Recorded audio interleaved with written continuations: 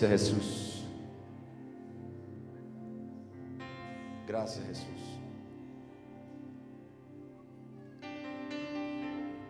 El domingo celebramos o conmemoramos el sacrificio de nuestro Señor Jesús. Hoy celebramos su resurrección. Amén. El viernes conmemoramos su muerte. Participamos del cuerpo y de la sangre de nuestro Señor. Hoy celebramos su victoria sobre la tumba. Gloria a Dios. ¿Por qué no le damos un fuerte aplauso a nuestro Rey Jesús, quien ha resucitado de entre los muertos, quien ha vencido a la muerte, ha vencido a la tumba y se levantó para ser Señor y para ser Rey de todos aquellos que crean y confíen en su nombre? Dele más fuerte ese aplauso a Jesús.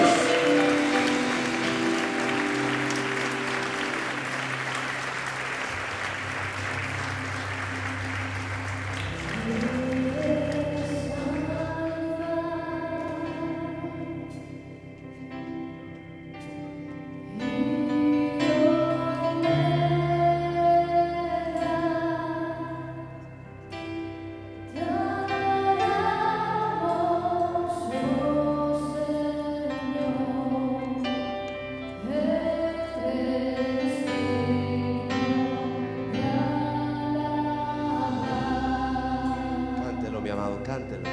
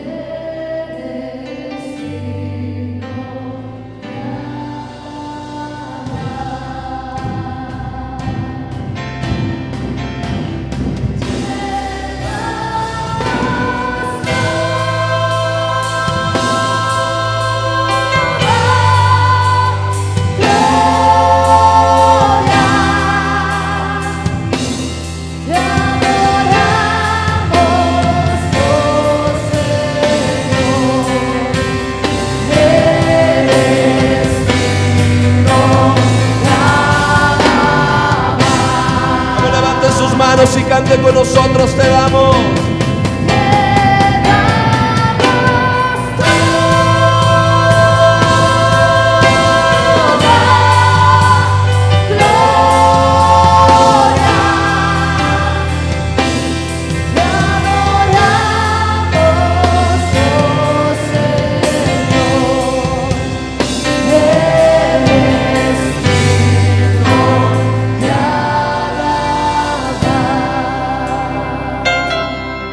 Aleluya, dígale: tú eres Alfa.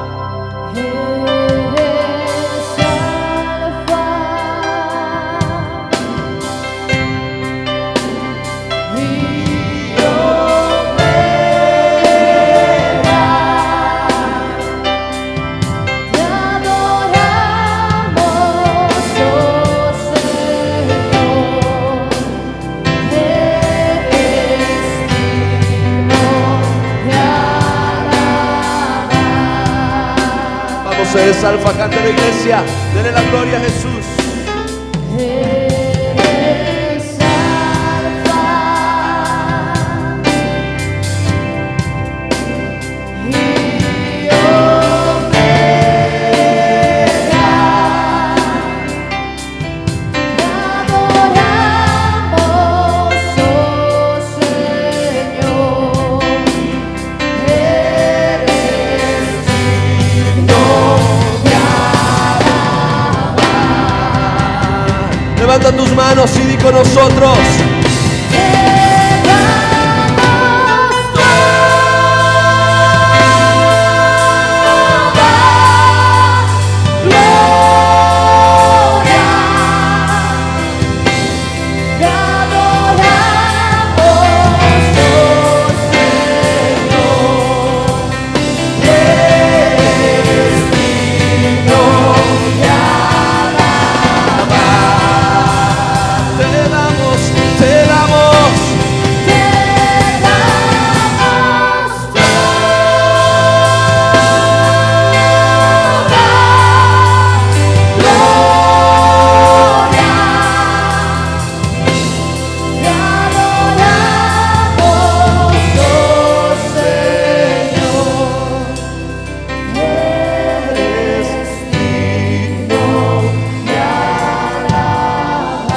Denle un fuerte aplauso a nuestro Rey Jesús en esta mañana. Te damos toda. Vamos, apláudale fuerte a Él.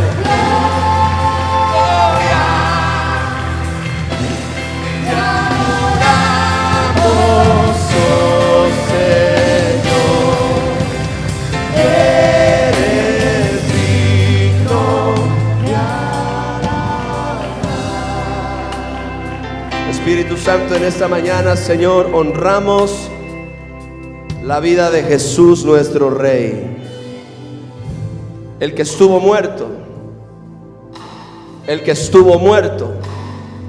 pero he aquí que vive por los siglos de los siglos.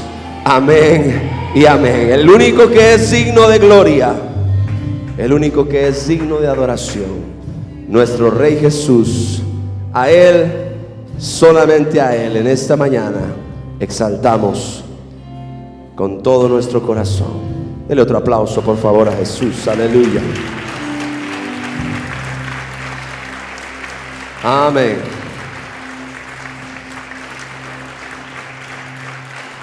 Gracias, Señor. ¿Cuántos están contentos? Diga conmigo, este es el día que hizo el Señor. Nos alegraremos y nos gozaremos en Él.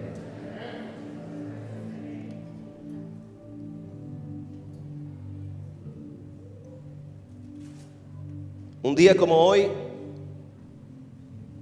y escuche bien esto, porque quizá en lo relacionado al nacimiento de nuestro Señor Jesucristo podamos discrepar un poco en cuanto a la fecha exacta, cuando ocurrió, pero en relación a la muerte y a la resurrección de nuestro Señor Jesús, no hay duda.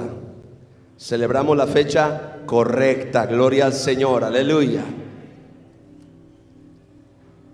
Un día como hoy, hace un poco más de 2000 años, una tumba quedó vacía. Yo dije, una tumba quedó vacía, gloria al Señor. Hay tumbas que se ocupan,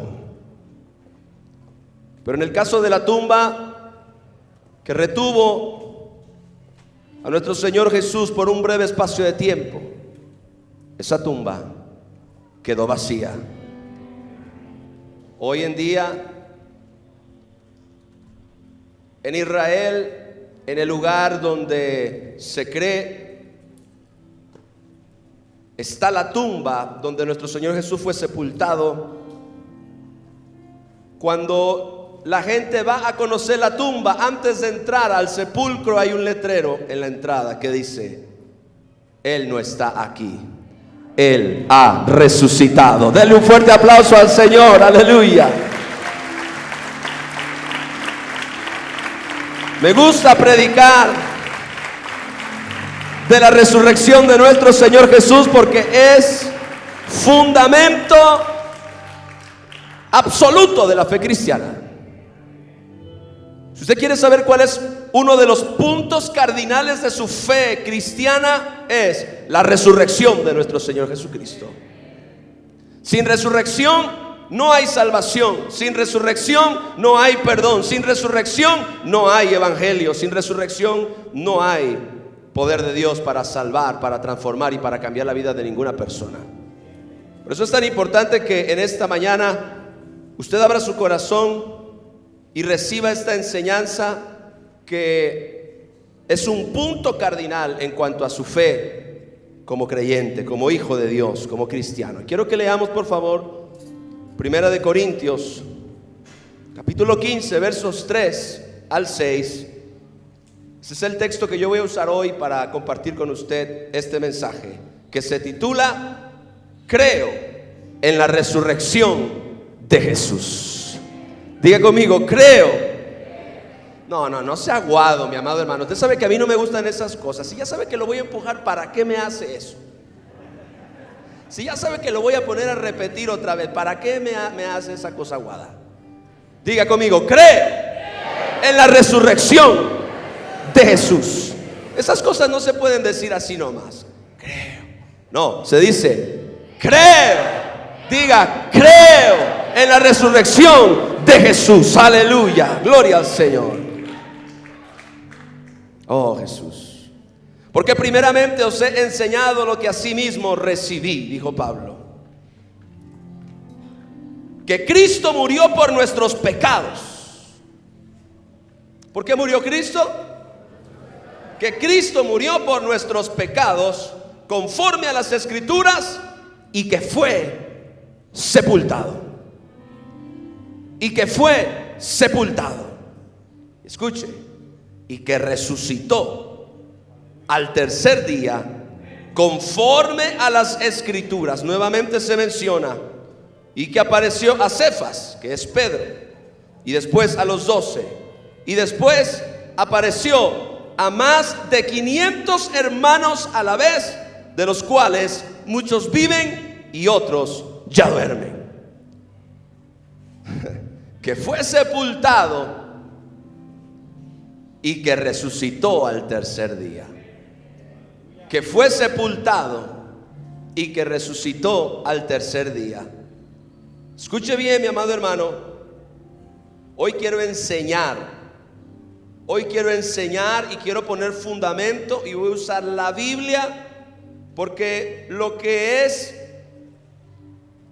un punto cardinal de nuestra fe tiene que estar apuntalado con la palabra de Dios. Usted tiene, mi amado hermano, que tener los fundamentos bien establecidos en su corazón. Y escuche esto: si hemos de creer con todo nuestro corazón en las verdades eternas que pueden cambiar nuestra vida y salvar nuestras almas, porque esto es así de importante y así de valioso, algo que puede cambiar nuestra vida y salvar nuestra alma, entonces debemos tomar las Escrituras con mucha seriedad, no con religiosidad, son dos cosas diferentes, con seriedad. Con seriedad. ¿Por qué? Si bien el apóstol Pablo había experimentado una visitación personal de Jesús, la Biblia dice que Jesús se apareció a Pablo, que Jesús le habló a Pablo con voz audible en diversas ocasiones. Si bien el apóstol Pablo había experimentado una visitación personal de Jesús, y además el evangelio que enseñaba le había sido comunicado por revelación, como él mismo dijo en su carta a los Gálatas, que yo recibí de Jesús mismo lo que yo predico. Pero aunque él había tenido una experiencia con Jesús a manera de una visitación personal, y aunque a él le había sido comunicado por revelación el mensaje que predicaba, él siempre apelaba a las Escrituras como la columna, el soporte, el cimiento de las verdades que con toda vehemencia predicaba. Gloria al Señor. Por eso es que el apóstol Pablo dice en 1 Corintios: porque primeramente os he enseñado lo que asimismo recibí, que Cristo murió por nuestros pecados conforme a las Escrituras, y que fue sepultado y resucitó al tercer día conforme a las Escrituras. En otras palabras, estas verdades que yo predico están sostenidas, están fundamentadas en la palabra de Dios. No solamente es la experiencia personal que he tenido, no solamente es la revelación del evangelio que he tenido, también todas estas verdades están claramente y puntualmente respaldadas y apuntaladas por la palabra del Dios vivo, que vive y permanece para siempre, la palabra del Dios nuestro, la cual no se marchita como la flor. Está aquí, mi amado hermano, sino que es un sustento eterno. Es un sustento eterno. Pablo apelaba a las Escrituras como el soporte de las verdades que con toda vehemencia él predicaba. Según las Escrituras, decía él, porque Cristo murió por nuestros pecados según o de acuerdo a lo que está escrito en las Escrituras, porque Jesús fue sepultado y resucitó al tercer día, según está escrito en las Escrituras. Según las Escrituras, decía él. Esto nos enseña, escuche bien, a no ir más allá de las cosas que están escritas en la palabra de Dios, a fin de no caer en errores doctrinales o en meras tradiciones humanistas. Esto se vuelve un principio básico. Debemos creer toda la palabra de Dios y debemos rechazar cualquier cosa que la contradiga o que la distorsione. ¿Cuántos están aquí? Aleluya. Debemos creer, debemos abrazar las sagradas escrituras y debemos rechazar cualquier cosa que la contradiga o la distorsione. En el tiempo de Pablo había una corriente de pensamiento que decía que Cristo no había resucitado de los muertos. Inclusive hoy en día, ¿sabe dónde comenzó esto? Comenzó en la misma ciudad de Jerusalén, por causa de que los fariseos, los religiosos del tiempo de Jesús, hablaron con la autoridad y le dijeron que ellos recordaban que el impostor, como ellos le llamaban a Jesús, había dicho que iba a resucitar. Ellos no creían en eso, por supuesto. Estos hombres hostigaron a las autoridades y les dijeron: ¿qué tal que vienen los discípulos y se llevan el cuerpo sin que nadie se dé cuenta? Y entonces empiezan a decir que resucitó, y entonces el problema se va a hacer más grande. Tanto fue así que la autoridad mandó una guardia de soldados a que custodiaran la tumba donde el Señor Jesús había sido sepultado. Escuche, había sido sepultado dentro de un sepulcro. Había sido, porque los sepulcros en ese tiempo eran como cuevas, como pequeñas cuevas labradas dentro de las montañas, dentro de las rocas. Y entonces habían corrido una gran piedra encima del sepulcro, una piedra pesada, y aparte habían puesto una guardia. Bueno, mientras los soldados vigilaban, un día como hoy, hace un poco más de 2000 años, de repente una gran luz apareció. Era un ángel. Dice la palabra de Dios que los soldados vieron al ángel y cayeron desmayados. Está aquí, mi amado. ¿Cuántos quieren ver un ángel? Tenga cuidado. Dice la palabra de Dios que apareció un ángel y los soldados, al verlo, cayeron desmayados del temor. Cayeron desmayados, literalmente. Entonces el ángel movió la piedra y ahí fue donde ocurre que Jesús se levanta de entre los muertos. Ahora, una vez que los soldados despertaron, se dieron cuenta de que el cuerpo no estaba y fueron a avisar a los fariseos primero, porque a los soldados se les exigía ciertas tareas con demasiada responsabilidad, al grado de que sus vidas dependían de que cumplieran cabalmente con lo que les había sido asignado. Ellos tuvieron miedo de ir con sus superiores a dar aviso, porque su vida corría peligro, y entonces fueron con los fariseos, fueron con los religiosos del tiempo de Jesús. ¿Y sabe qué fue lo que les contaron? Lo que vieron. Vimos un ángel, vimos un ser celestial, vimos una persona luminosa. Caímos todos desmayados, y cuando despertamos la piedra estaba removida y no había nadie adentro, solamente unas cuantas sábanas. Y entonces los religiosos se exaltaron de tal manera. ¿Qué pasó? No sabían cómo explicarlo. Entonces dijeron: vamos a hacer algo, y hablaron con los soldados y los sobornaron con mucho dinero y les dijeron: van a decir ustedes que no se dieron cuenta, pero que alguien vino a robar el cuerpo, que se robaron el cuerpo. Y la Biblia dice que ese dicho se cree hasta el día de hoy. Obviamente no por los cristianos. Los cristianos conocemos la historia por la palabra de Dios. Pero en el tiempo de Pablo había una corriente que hablaba acerca de que Jesús en realidad no había resucitado. Ese tipo de pensamiento, de corriente demoníaca, aún hoy en día se sigue mencionando en alguna manera.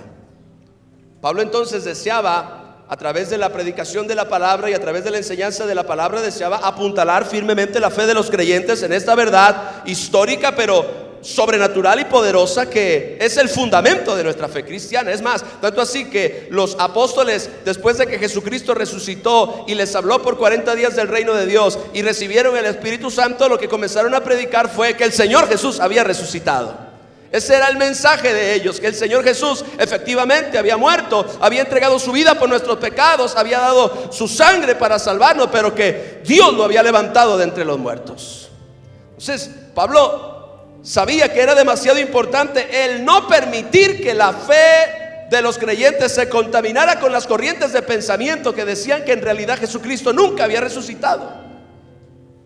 Oiga, y al día de hoy, 2000 años después, hay un grupo de científicos endemoniados que siguen buscando el cuerpo de Jesús, un indicio en algún lugar acerca del cuerpo de Cristo, para poder refutar la verdad más fundamental de todas en el Evangelio y decir: aquí está la prueba, Cristo no resucitó. Pero ¿sabe algo? No han encontrado nada, ni van a encontrar nada, porque como bien dice en la tumba, Él no está aquí, Él ha resucitado, gloria al Señor. Y cuando algunas mujeres vinieron al tercer día a embalsamar el cuerpo, no pudieron hacerlo después de descolgarlo de la cruz, como era la costumbre, porque se venía el día de reposo. Tuvieron que esperar que pasara el sábado, o sea, ayer, cronológicamente hablando. Pero el domingo, dice, antes de que amaneciera, fueron al sepulcro a embalsamar el cuerpo, a ungir el cuerpo con especias aromáticas. Eso se hacía en honra al difunto. Pero cuando llegaron al sepulcro, se encontraron la piedra removida. Y el personaje que había hecho que aquellos soldados se desmayaran, el personaje que quitó la piedra del sepulcro, les dijo, porque las mujeres le preguntaron: ¿dónde está el Señor? ¿Dónde se lo han puesto? ¿Dónde se han llevado a mi Señor? Y el ángel les dijo: ¿por qué buscan entre los muertos al que está vivo? Gloria al Señor, aleluya. ¿Por qué buscan entre los muertos al que está vivo? Gloria al Señor. Jesús murió, es verdad, según las Escrituras, pero también resucitó. Nosotros no podemos buscar entre los muertos al que está vivo. Oh, qué maravilla. El apóstol Pablo apuntalaba a la fe. Entonces, la resurrección de nuestro Señor Jesucristo es una de estas poderosas verdades, uno de estos hechos gloriosos que son fundamentales en nuestra fe.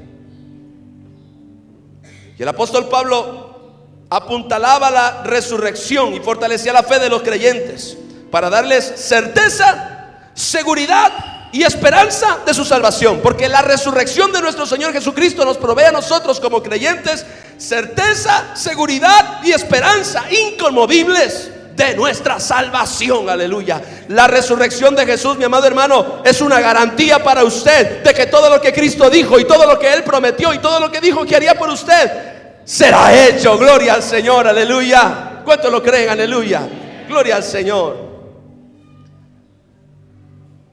Y yo tengo algunos puntitos aquí. Básicamente son 3 puntos. ¿Cuántos creen en la resurrección de nuestro Señor Jesús? ¿Qué confirma la resurrección? ¿Por qué es tan importante que en nuestro corazón esté afirmada esta realidad, esta verdad?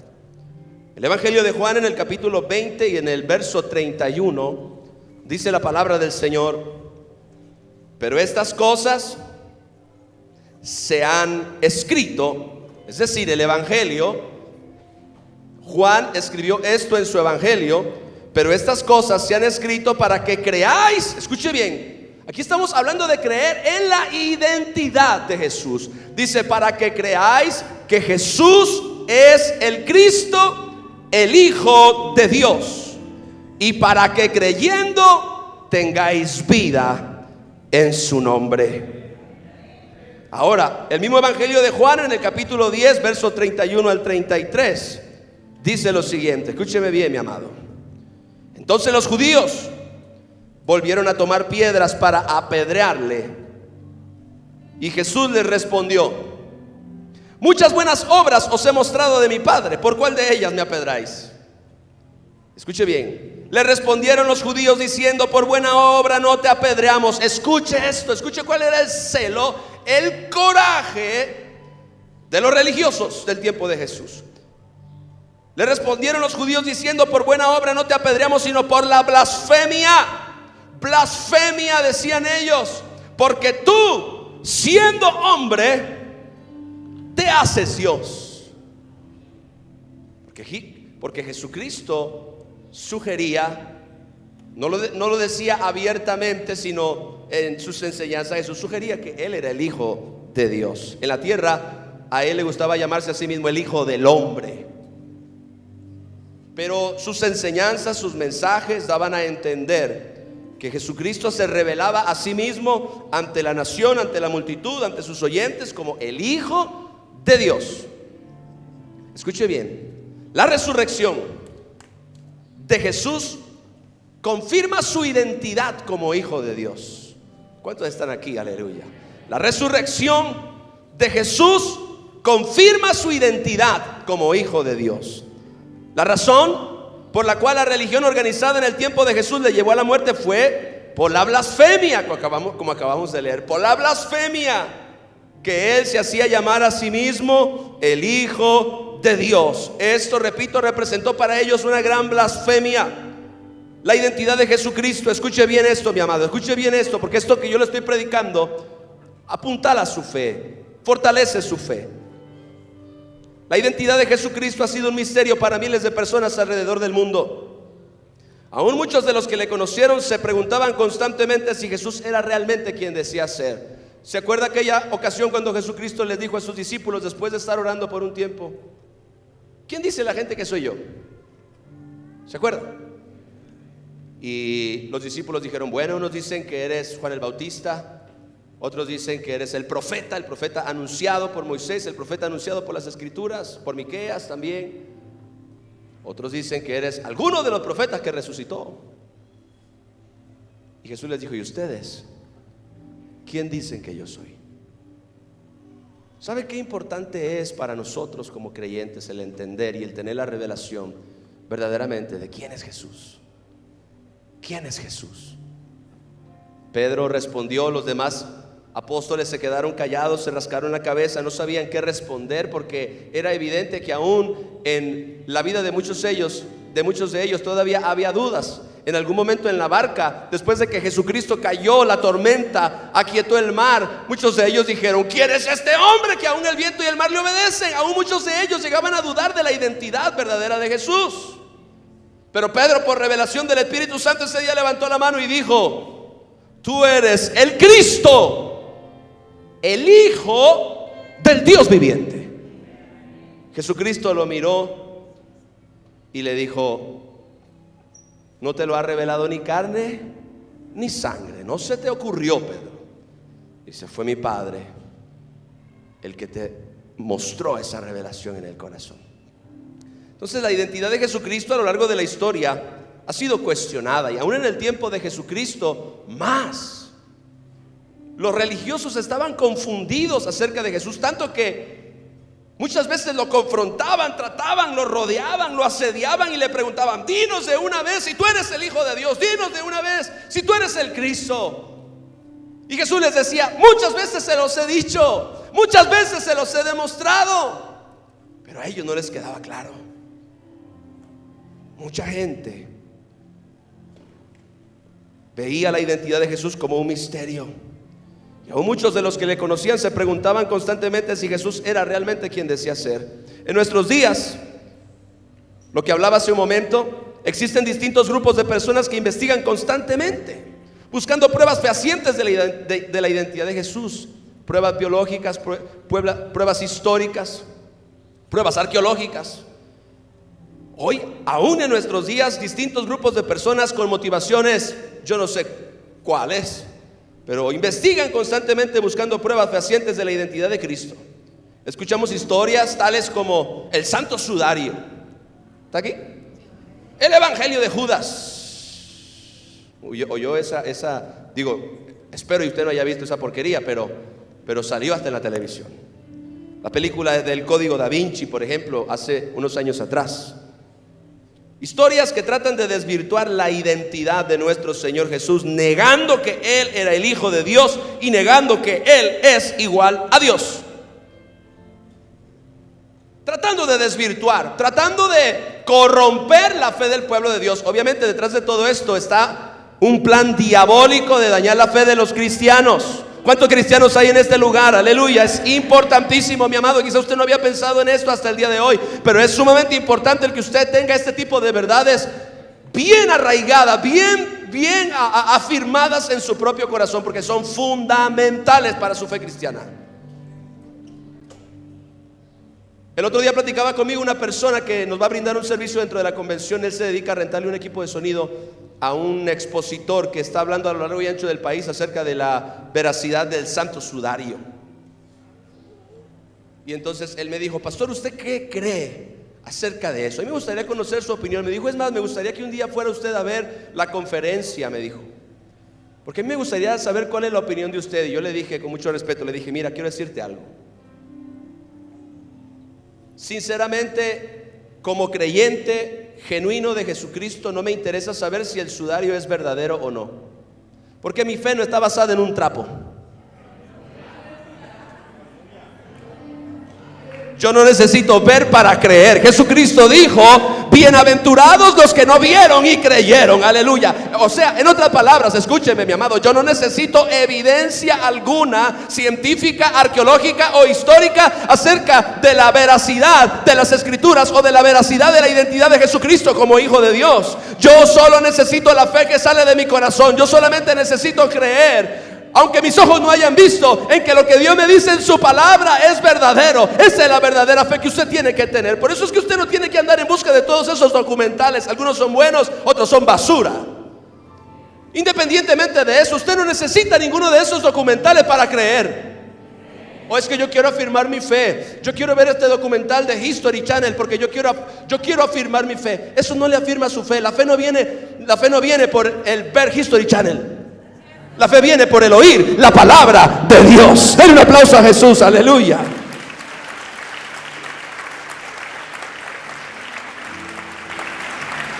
Ahora, mi punto es que la resurrección de Jesús confirma su identidad como Hijo de Dios. Está aquí.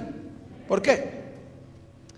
Porque no hubo mejor demostración de poder y de gloria para cada hombre y mujer en esta tierra acerca de la identidad de aquel judío que fue crucificado unas horas después de la Pascua, que su gloriosa resurrección al tercer día, justo como Él lo anunció una y otra vez,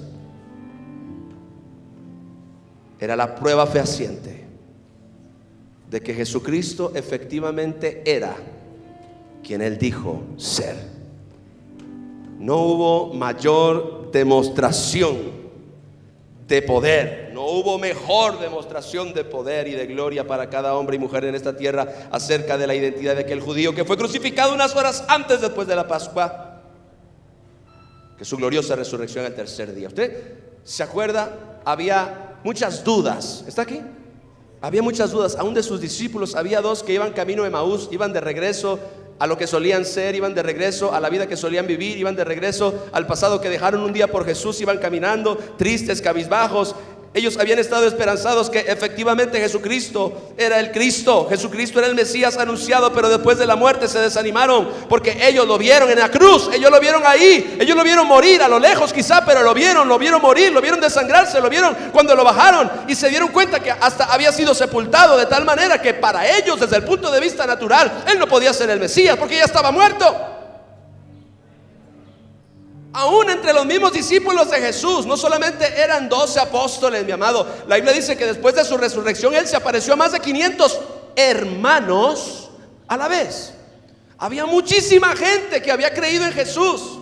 En el aposento alto prevalecieron 120, pero Jesús se reveló resucitado a más de 500. Pero antes de que Jesús se manifestara resucitado, muchos de ellos tenían dudas. Muchos de ellos todavía se preguntaban, muchos de ellos estaban descorazonados, muchos de ellos estaban desanimados, muchos estaban llorando. Un día estaban todos reunidos quejándose del tiempo que habían perdido, de los 3 años y medio, de la familia que habían abandonado, de los negocios que habían dejado de hacer, del dinero que habían dejado de ganar, de todo lo que tuvieron que soportar, las horas de trabajo, los días de caminar, los días de hambre, los días de sed, los días de sueño. Ellos estaban en esa lamentación cuando de repente Jesús entró y se puso en medio de ellos después de la resurrección. Está aquí, mi amado. Cuando lo miraron, se quedaron más que asombrados.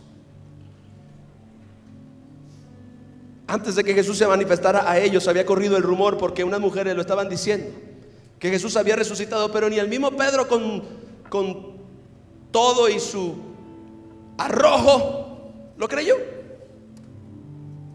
Pedro cuestionó a las mujeres que decían que Jesús había resucitado. Juan había corrido al sepulcro y había llegado antes que Pedro y había encontrado solamente un trapo tirado ahí. Tomás había dicho: yo no creo que Él ha resucitado a menos de que yo pueda ver en sus manos la señal de los clavos y pueda ver en su costado la señal de la lanza. Si yo no veo eso, entonces yo no voy a creer que Jesús resucitó. Pero un día Jesucristo se manifestó a él resucitado. Y escúcheme bien, mi amado hermano, la resurrección de Jesús para ellos fue la prueba más poderosa acerca de su identidad. Muchos de ellos ese día dejaron de dudar de quién era el Señor Jesús, porque su resurrección había probado sin lugar a dudas de que Jesucristo había dicho la verdad. Él era el Hijo de Dios, Él era el Mesías, Él era el Cristo y había resucitado de los muertos tal y como lo había profetizado durante mucho tiempo. Yo no sé si esto a usted le da gozo, pero los discípulos sí se pusieron muy contentos. Se llenaron de esperanza. Todas sus dudas, sus temores, su incredulidad, sus quejas, su desánimo cayó en 1000 pedazos después de ver al Maestro con un rostro radiante, una sonrisa penetrante delante de ellos, diciendo: he resucitado tal y como les dije. Y después miró a Tomás, y Tomás estaba escondido en el baño. ¿Dónde está Tomás?, dijo Jesús. Aquí estaba hace un momento. ¿Dónde está Tomás? Tomás, estoy en el baño. Sale Tomás y Jesús le dice: mira mis manos, aquí está la señal. Yo soy el que vieron crucificado. Yo soy el que vieron morir en la cruz. Mira la herida, dame tu mano, Tomás, mete tu dedo aquí en mi costado para que tú veas que la herida es de verdad. No fue una obra de teatro lo que ustedes vieron ahí, no fue una actuación, no fue una herida superficial, ni la de mi mano, ni la de mis pies, ni la espina, ni las espinas en mi cabeza, ni los azotes en mi espalda. Todo fue real. Pueden comprobar, pueden corroborar, pueden ver exactamente que todo ocurrió tal y como ustedes lo vieron. Pero hay una diferencia. He resucitado tal y como yo les anuncié por mucho tiempo y ustedes no lo entendían, pero ahora su resurrección les mostraba a ellos claramente que Jesucristo era verdaderamente quien dijo que era. Juan capítulo 2, versos 18 y 19. Después de que Jesucristo se metió con un azote de cuerdas al templo y sacó a todos los cambistas, a todos los que negociaban dentro del templo con la fe de la gente. Y los judíos respondieron y le dijeron: ¿qué señal nos muestras ya que haces esto? Respondió Jesús: oiga, diga señal. ¿Qué señal nos muestras? ¿Qué señal nos muestras ya que haces esto? Diga otra vez: señal. Respondió Jesús y les dijo: destruid este templo y en 3 días lo levantaré. Ellos creyeron que hablaba del templo físico en Jerusalén. Jesús hablaba del templo de su propio cuerpo. Destruid este templo y en 3 días lo levantaré. Y Jesucristo les dijo a ellos que eso iba a ser señal de quién era Él. ¿Se da cuenta? ¿Qué señal nos muestras ya que haces estas cosas? Respondió Jesús y les dijo: destruid este templo y en 3 días lo levantaré. En otras palabras, la resurrección de Jesucristo fue la clara evidencia a creyentes y a incrédulos de que Él era el Cristo, el Hijo de Dios. Denle un fuerte aplauso a nuestro Rey Jesús.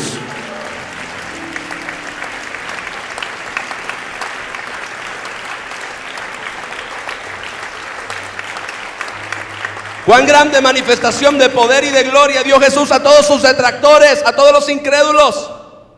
Qué grande muestra de su identidad para todos nosotros los que recurrimos a Él para alcanzar la salvación de nuestras almas.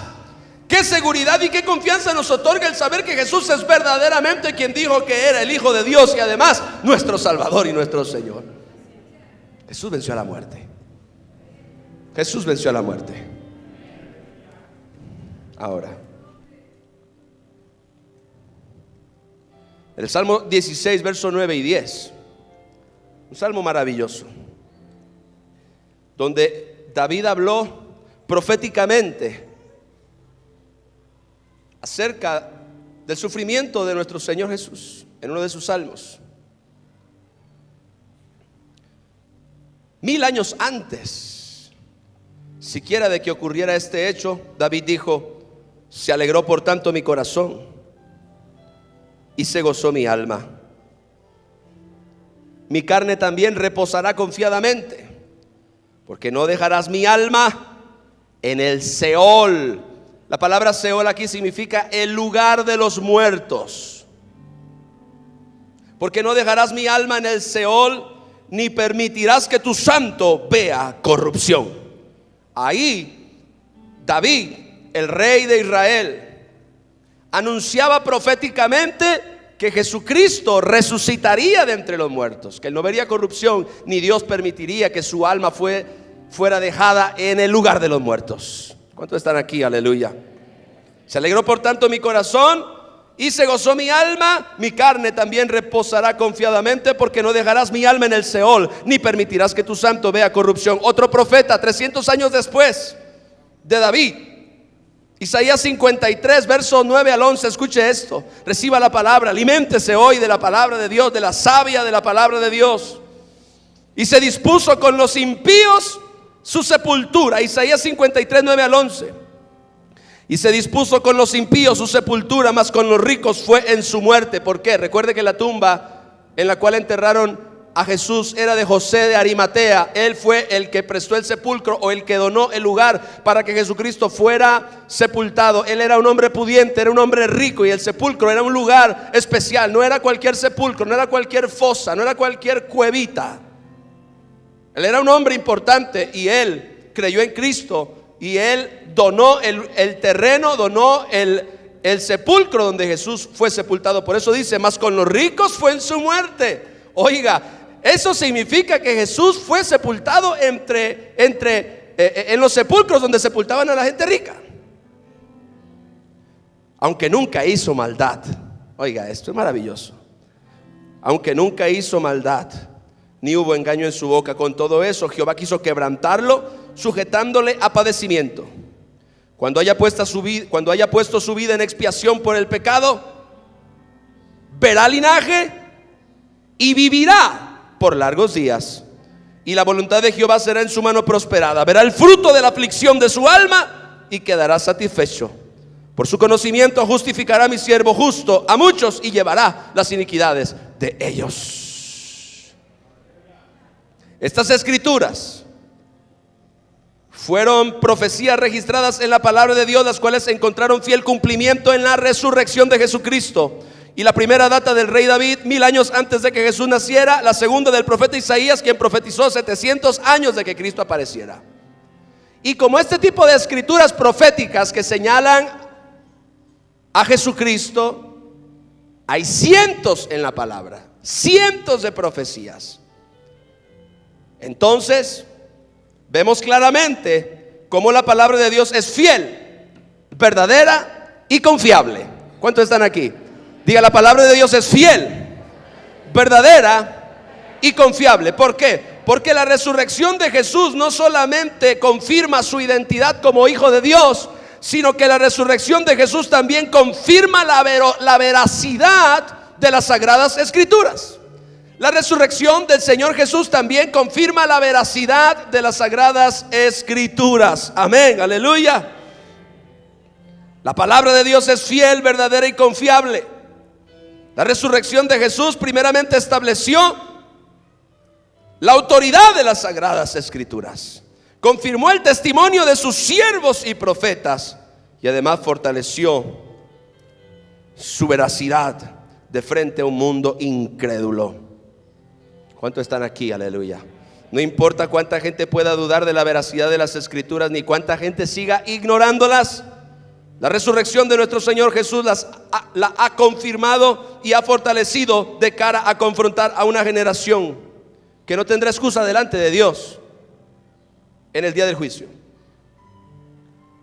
Muchos dirán: la palabra se contradecía. Muchos dirán: la palabra fue escrita por hombres. Muchos dirán: yo no creo que la Biblia sea la palabra de Dios.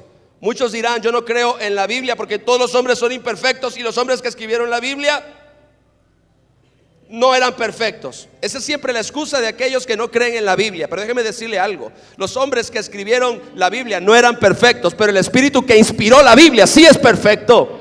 Está aquí, mi amado hermano. La Biblia dice que los santos hombres de Dios hablaron, escribieron siendo inspirados por el Espíritu Santo enviado del cielo. Claro que no eran hombres perfectos, pero eran hombres santos, confiables. Y el Espíritu Santo los usó para traer las escrituras. No importa cuánta gente refute la veracidad de las escrituras, la resurrección de nuestro Señor Jesucristo confirma, porque, repito, David escribió el Salmo 1000 años antes de que Jesús siquiera naciera. Isaías profetizó su muerte, su sacrificio, su agonía y su resurrección 700 años siquiera de que Jesucristo naciera.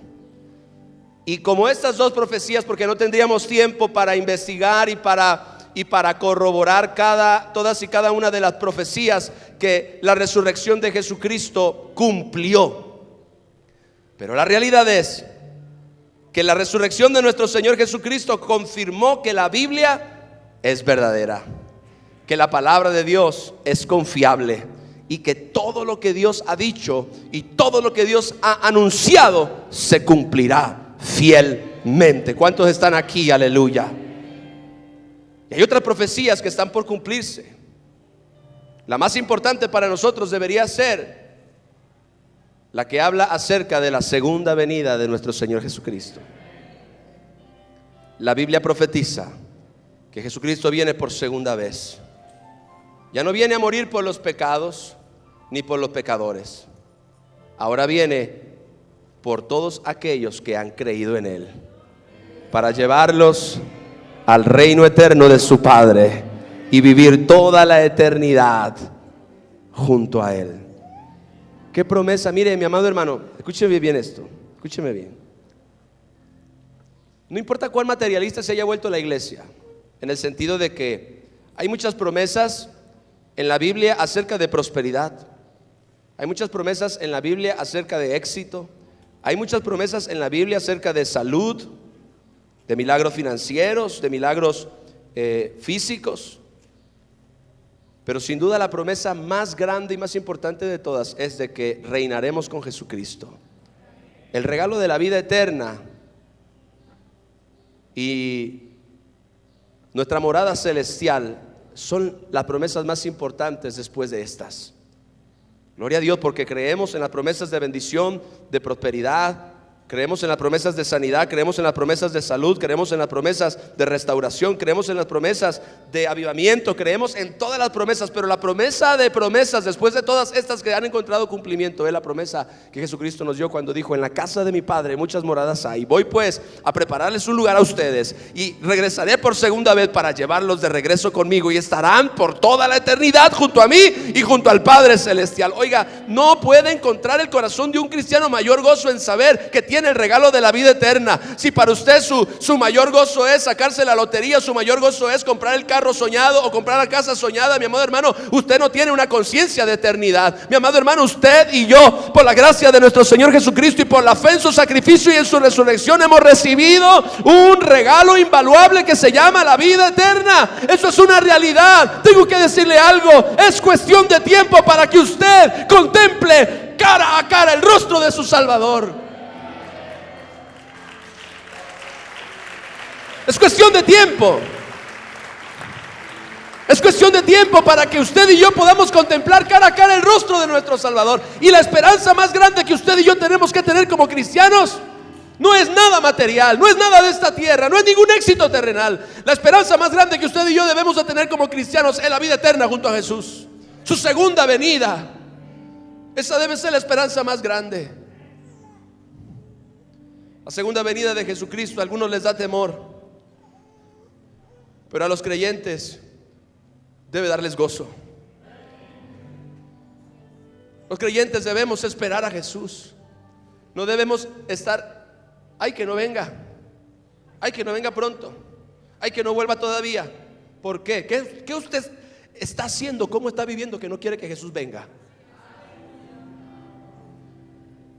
Alguien está aquí, aleluya. ¿Cómo usted está viviendo? ¿De qué forma usted está viviendo? ¿Qué tiene miedo de que Jesús regrese? ¿Qué tiene miedo a que Jesús lo encuentre haciendo cuando Él venga por segunda vez? No, mi amado, su esperanza más grande debe ser la segunda venida de nuestro Señor Jesucristo. A mí no me importa cuántas cosas, mire, Dios me ha prometido muchas cosas y Dios las va a hacer y yo las creo, yo las declaro, las confieso, las oro, pero la promesa más grande es que Él regresa por mí, Él regresa por mí, Él regresa por mí, Él regresa por mí, Él regresa por mí, y voy a estar para siempre con Él. El tiempo no se detiene. Cuando tenía 15 años decía, ay, cuando tenga 18, cuando sea adulto. Cuando cumplí 18, ay, cuando tenga 21. Cuando cumplí 21, ay, cuando tenga 28. Cuando tuve 28, ay, cuando tenga 32. Cuando tuve 32, ay, cuando tenga 38. El tiempo no ha dejado de avanzar. Es cuestión de tiempo para que usted vea a Jesús. Es cuestión de tiempo, el tiempo no se detiene. El tiempo no se detiene. Es cuestión de tiempo para que Jesucristo venga. La Biblia dice, todo ojo le verá, porque vendrá con las nubes. Platicaba con alguien el otro día y creo fielmente en lo que él me decía, porque es mi punto de vista también. Cuando la Biblia dice que todo ojo le verá, no solamente se refiere a que lo veremos físicamente, porque la Biblia dice que como el relámpago que sale del oriente y se muestra hacia el occidente, como un relámpago, así será la venida del Hijo del Hombre. Él vendrá en las nubes, aparecerá en las nubes, vendrá con sus santos ángeles. Será una manifestación gloriosa. La Biblia dice que nadie sabe el día ni la hora, será de repente. Pero lo que sí sé es que, ¿sabe qué? Cuando Jesucristo venga, los celulares, las videocámaras, todos los aparatos tecnológicos que han sido creados hasta el día de hoy lo van a filmar, lo van a postear en Facebook, lo van a postear en YouTube, lo van a postear en Twitter, lo van a postear en Internet. Por todos lados se verá la escena de Jesucristo partiendo el cielo, entrando con gloria a la tierra. Por eso dice la Biblia, todo ojo le verá. Mire, usted no se ha dado cuenta de cómo ha avanzado la tecnología, que ahora algo que ocurrió hace 2 minutos al otro lado del mundo se sabe aquí. Mire, hasta la propia tecnología va a cooperar en que todo el mundo se dé cuenta que Jesucristo ha vuelto por segunda vez. Den un aplauso al Señor.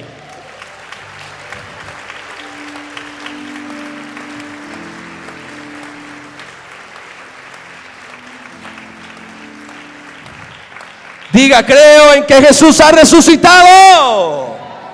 ¿Cuántos lo creen? Aleluya. La resurrección de Jesús confirma la veracidad de las sagradas Escrituras. No importa cuánta gente ponga en tela de juicio la veracidad de las Escrituras, la resurrección de Jesús confirma total y absolutamente que todo lo que Dios ha dicho en su palabra es verdadero. Y si esto se cumplió, no dude, todo lo demás se va a cumplir. Todo lo demás. Ahora, por último, leamos el Evangelio de Juan capítulo 1 verso 29, que esta verdad la dejé al último porque es la más maravillosa de todas.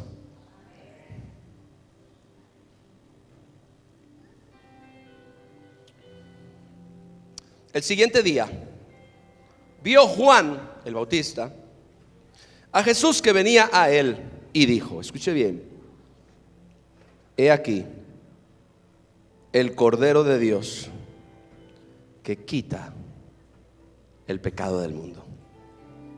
He aquí el Cordero de Dios que quita el pecado del mundo. Hebreos capítulo 10 verso 12. Pero Cristo, habiendo ofrecido una vez para siempre un solo sacrificio por los pecados, se ha sentado a la diestra de Dios. ¿Dónde está Jesús ahora, mi amado? Sentado a la diestra de Dios. ¿Nos dejó huérfanos? ¿Nos dejó solos? No, rogó al Padre para que el Padre nos enviara ¿a quién? Al Espíritu Santo. Hoy Jesús está presente entre nosotros por medio del Espíritu Santo. Ahora, en el Antiguo Testamento, quiero hablarle un poco de historia, porque este tercer punto tiene que ver con un contexto histórico de la Biblia. En el Antiguo Testamento, Dios había establecido un sistema de sacrificios mediante el cual el hombre pudiera ser reconciliado con Él por causa del pecado. Mire, desde que el hombre cayó en el huerto del Edén, el pecado siempre ha sido el problema por el cual el hombre no se puede relacionar debida y correctamente con Dios. Básicamente el pecado ha sido como una especie de abismo entre Dios y el hombre. Ahora, en el Antiguo Testamento, repito, Dios había establecido un sistema de sacrificios mediante el cual el hombre pudiera ser reconciliado con Él al expiar sus pecados por medio del sacrificio de un cordero, un animalito, un cordero. Este animalito ocuparía el lugar del transgresor ante Dios. En los días de Moisés, en los días del tabernáculo, Dios había establecido un sistema de sacrificio por medio del cual toda aquella persona que pecara se debía presentar delante del sacerdote o de un sacerdote con un cordero sin mancha, sin defecto alguno, un cordero perfecto, en buen estado, en buena salud. Ese cordero lo iba a representar a él delante de Dios, iba a expiar su pecado. Expiar significa que ocuparía su lugar en el juicio de Dios por el pecado que él había cometido. Y entonces esto se hace claramente evidente cuando, después de que aquel hombre venía con el sacerdote, con el cordero, el hombre ponía su mano en la cabeza como señal de transferencia. Los pecados de él ahora estaban siendo representados en el cordero. La vida de él ahora estaba siendo representada en el cordero. Y entonces aquel cordero, ¿sabe qué le pasaba? Era degollado. Su sangre se derramaba completamente y después de eso era puesto en un altar y quemado a fuego. La Biblia dice que después de esto el hombre quedaba reconciliado con Dios por causa de que un corderito inocente había ocupado su lugar en el juicio de Dios por el pecado. Aquel corderito que era degollado y que derramaba su sangre estaba representando al infractor, estaba representando a aquel que había quebrantado la ley, aquel que había desobedecido la ley de Dios o había quebrantado la ley de Dios, y entonces era sacrificado, derramaba su sangre, era quemado en el altar, y entonces aquel hombre quedaba limpio, quedaba expiado. Amén. ¿Queda claro ese punto? Esto es bien importante porque mucha gente no entiende por qué a Jesucristo se le llama el Cordero de Dios que quita el pecado del mundo. Eso viene precisamente de esta enseñanza histórica que le estoy dando acerca de los sacrificios. Este animalito, este corderito ocuparía el lugar del transgresor ante Dios y moriría sacrificado, derramando su sangre inocente en el beneficio del pecador, para satisfacer así la justicia de Dios, que había sido deshonrada por la desobediencia. Esto también nos habla acerca de la gravedad del pecado. Hoy en día, culturalmente hablando, el pecado no tiene importancia, ¿verdad? El pecado no es nada malo, el pecado es cualquier cosa, todo el mundo lo hace, pero el hecho de que un corderito en la antigüedad era degollado y sacrificado y quemado en un altar da clara evidencia de la importancia del pecado, tanto así que tenía consecuencias nefastas, no para el pecador, porque así es como obra la misericordia. Dios quería que el pecador sobreviviera. Si Dios juzgaba al pecador, entonces el pecador tenía que morir, porque la paga del pecado es, pero la dádiva de Dios es vida eterna en Cristo Jesús. Entonces, para fin de que el transgresor no muriera por causa del juicio de Dios contra el pecado, debía ser ofrecido en su lugar un cordero inocente, puro, sin mancha. Aquel cordero ocupaba el lugar del transgresor y era ejecutado, desangrado, degollado, y entonces era quemado. El juicio se efectuaba, ¿verdad que sí? El juicio contra el pecado, la ira de Dios contra el pecado se ejecutaba, pero por la misericordia de Dios no se ejecutaba en la persona del infractor, sino se ejecutaba en un sustituto inocente. ¿Ya sabe para dónde voy? Qué maravilloso es el evangelio, qué maravilloso es el plan de Dios. En el nuevo pacto, diga el nuevo pacto, esto que yo le estoy hablando se operaba en el antiguo pacto. Usted y yo ya no estamos en el antiguo pacto, usted y yo estamos ahora en el nuevo pacto. Pero el sistema mediante el cual el hombre sería reconciliado con Dios, no iba a cambiar. Tenía que haber juicio contra el pecado. La ira de Dios tenía que ser desatada contra el pecado. Pero de la misma manera que en la antigüedad, si el juicio se ejecutaba sobre el infractor, tenía que morir. Ahora, aquellos sacrificios de animales eran imperfectos, porque como eran corderos, se ofrecían continuamente. La expiación era temporal. Cada vez que el hombre pecaba tenía que ir y presentar el cordero. Cada vez que el hombre pecaba tenía que ir y presentar otro cordero. Y así sucesivamente, si es que el hombre quería que su pecado fuera expiado. Si no, la maldición de la ley venía sobre él por causa del juicio de Dios. Pero mire, en el nuevo pacto el sistema sería similar. La grandísima. Aunque el sistema es similar, aunque el sistema mediante el cual hoy en día el hombre puede ser totalmente reconciliado con Dios y todos sus pecados pueden ser expiados, aunque el sistema es similar, hay una diferencia grandísima entre los sacrificios del Antiguo Testamento con el sacrificio del nuevo pacto. ¿Cuál es? ¿Sabe cuál es? Que en vez de sacrificar en el nuevo pacto un corderito, un animalito a favor del pecador, el mismísimo Hijo de Dios descendería del cielo para encarnarse en un cuerpo humano a través de una virgen. ¿Cuántos están aquí, mis amados hermanos? Y Él mismo, el Hijo de Dios, ocuparía el lugar de ¿quién? El lugar del corderito, como en el antiguo sistema. Ocuparía el lugar de ese corderito, siendo Él sacrificado en una cruz y derramando toda su sangre inocente y santa a favor de la humanidad. En primer lugar, para satisfacer la justicia de Dios deshonrada por el pecado, porque el pecado es desobediencia a Dios. Hay una deshonra a Dios que tiene que ser juzgada.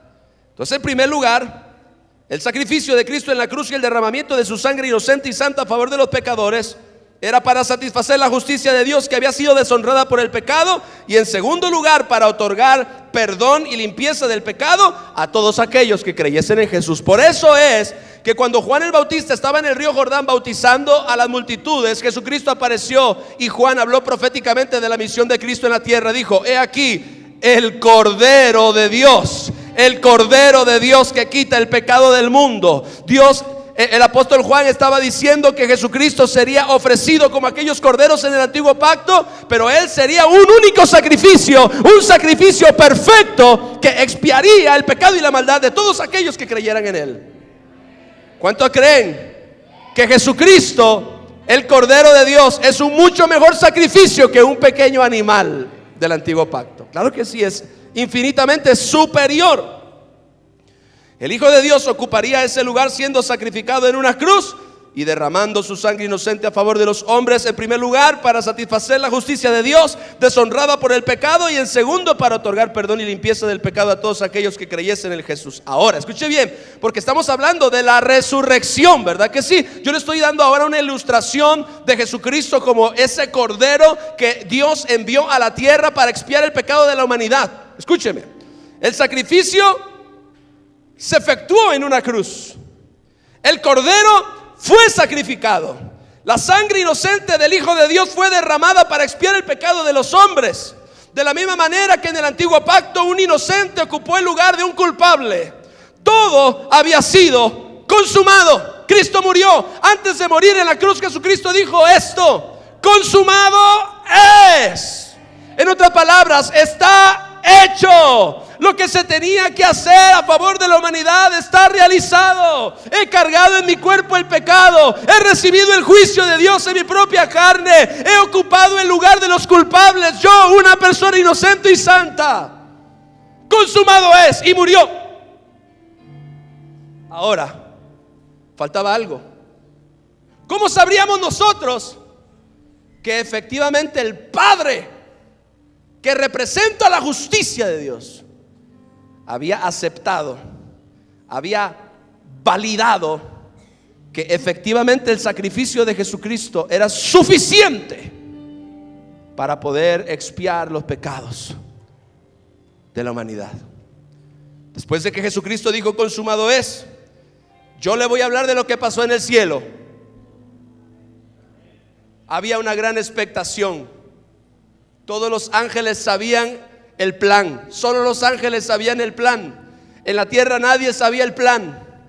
En la tierra nadie entendía el plan. En la tierra la muerte de Jesucristo parecía una derrota. Ni siquiera el mismo diablo creía. En las horas posteriores a la muerte de Cristo, el mismo diablo festejaba en el infierno con todos los demonios que había logrado la hazaña de matar al mismísimo Hijo de Dios. Alguien me está oyendo en esta mañana. El mismo diablo se regodeaba con sus demonios creyendo que había logrado su hazaña más grande en toda la historia. He asaltado un golpe mortal al trono de Dios que tanto anhelo. Porque Jesús era el heredero y el diablo siempre anheló el trono. En la tierra nadie sabía lo que pasaba. En la tierra todos estaban ignorantes, viendo al que supuestamente sería el salvador de la humanidad, el que supuestamente vendría a restaurar a la nación, el que supuestamente era la esperanza del mundo, la esperanza de los pecadores, estaba ahora muerto en una cruz. Nadie entendía. Todos, incluyendo al mismísimo diablo, lo veían como un rotundo fracaso de Jesús. Pero en el cielo, los ángeles conocían la historia. En el cielo había una gran expectación después de la muerte de Jesús. Todos los ángeles en el cielo estaban ansiosos, estaban nerviosos, estaban expectantes. ¿Qué pasaría? ¿Qué pasaría? ¿Funcionaría el plan? ¿Funcionaría el propósito de Dios? ¿Verdaderamente Jesucristo, como el Cordero de Dios, sería capaz de expiar el pecado de la humanidad? ¿Jesucristo, el Hijo de Dios, había valido la pena? ¿Había valido la pena de que Jesucristo se desprendiera de su deidad y se vistiera de un cuerpo humano? ¿Habría valido la pena de que Dios dejara el trono y se hiciera hombre? Los ángeles se preguntaban, los ángeles hablaban, corrían de un lugar a otro, se escuchaba por el cielo entero. ¿Habrá sido suficiente?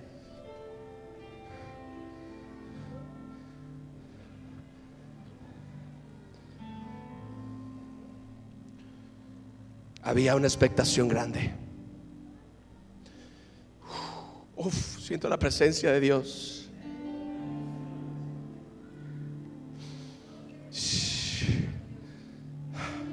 En la tierra se creía que todo estaba perdido. En el infierno que todo estaba ganado. Pero en el cielo solamente había un ser que sabía. Jesucristo, después de morir, descendió a los infiernos. Su espíritu descendió a los infiernos para ser tratado como el más vil de los pecadores no arrepentido. Eso fue así por horas. Al fin el diablo tenía a Jesús donde él quería. Oh, Jesús, ayúdame por favor a predicar esta parte. Ayúdame, Espíritu Santo.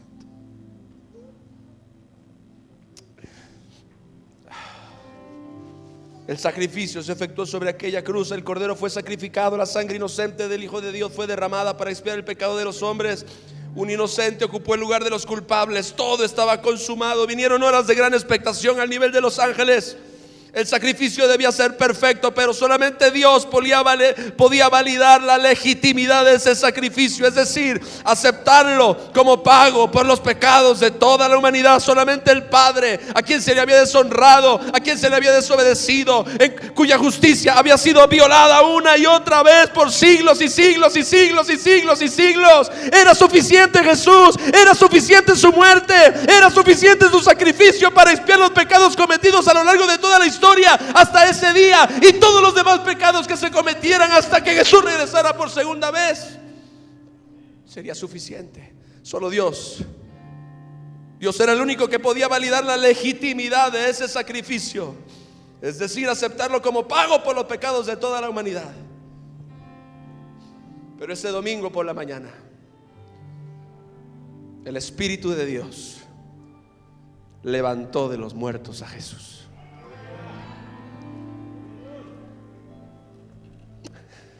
Como señal de que el sacrificio había sido aceptado, de que el pago era suficiente. La justicia de Dios, por primera vez en toda la historia,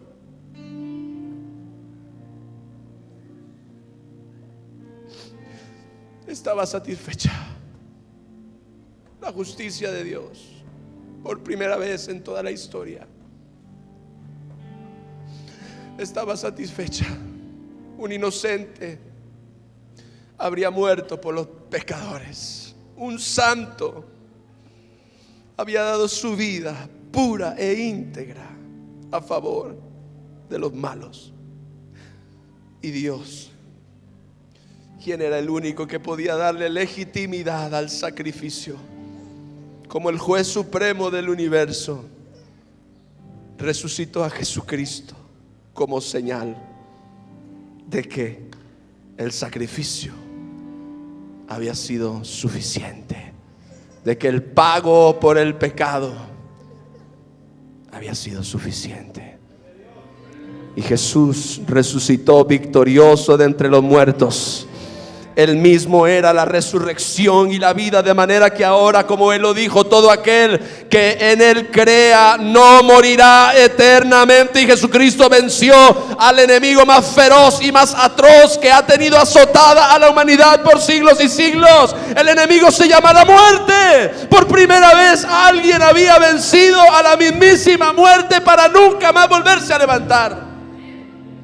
La Biblia dice que tanto así, la victoria de Cristo fue tan contundente que dice que arrebató al diablo las llaves de la muerte y del Hades. Ahora el diablo no tiene las llaves de la muerte, sino Jesús. ¿Por qué no levantas tus manos? Porque el sacrificio de Jesús es la legitimidad. ¿Es Jesús suficiente? Es la pregunta hoy para ti, mi amado hermano. Tú que vives en culpa, en condenación, o que has vivido en pecado hasta el día de hoy, tengo una pregunta para ti. ¿Es Jesús suficiente? ¿Es Jesús suficiente? ¿Es Jesús un pago suficiente por tus pecados?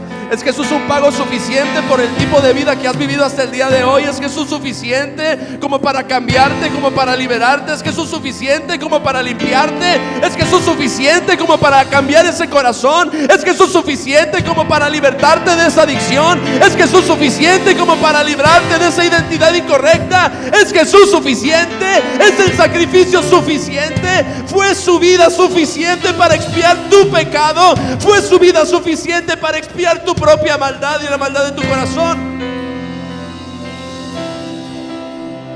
Vamos, vamos, vamos, adora a Jesús, adora a Jesús. Oh, Ramamacila. ¿Es Jesús suficiente? Jesús aceptó el sacrificio. Dios aceptó el pago. Dios aceptó la ofrenda. Dios aceptó el cordero. Por eso dice la palabra de Dios que con un solo sacrificio hizo Dios perfectos a todos aquellos que se acercan a Él, a todos aquellos que recurren a Jesucristo para encontrar limpieza para sus corazones, a todos aquellos que recurren a Cristo para encontrar el perdón de sus pecados, a todos aquellos que recurren a Cristo para encontrar el regalo de la salvación y de la vida eterna. Ahora entiendes el precio de la gracia. Ahora entiendes el precio del favor y de la misericordia de Dios. Jesucristo es suficiente. Jesucristo resucitó de entre los muertos. Alguien está aquí, aleluya. Jesucristo resucitó de entre los muertos. Dale un aplauso a Él. Dale la gloria a Él. Dale la gloria a Él.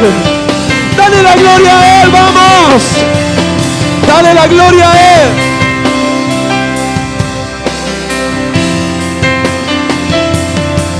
Jesucristo vive. Yo dije, Jesucristo vive. Y como Él vive, tú puedes vivir. Y como puedes ser libre. Y como Él vive, tú puedes cambiar. Y como Él vive, todos tus pecados. Yo dije todos tus pecados. Sin importar su nombre, sin importar su naturaleza, sin importar su gravedad, sin importar su tamaño, todos nuestros pecados pueden ser hoy completamente perdonados.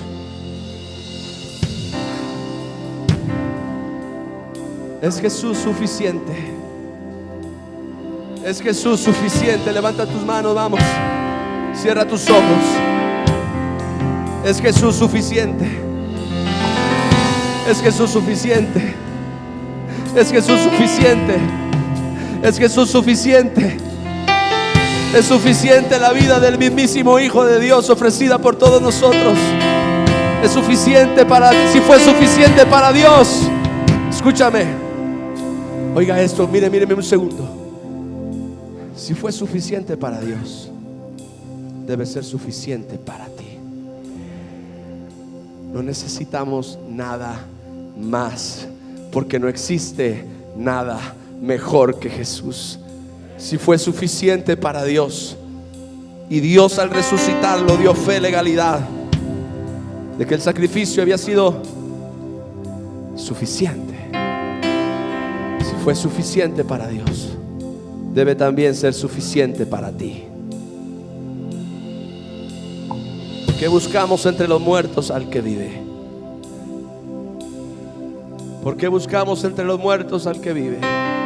¿Por qué seguimos recurriendo a la superstición? ¿Por qué seguimos recurriendo a la suerte? ¿Por qué seguimos recurriendo a la fortuna? Si Jesús es suficiente. Jesús es suficiente. Dale un aplauso a Él, aleluya.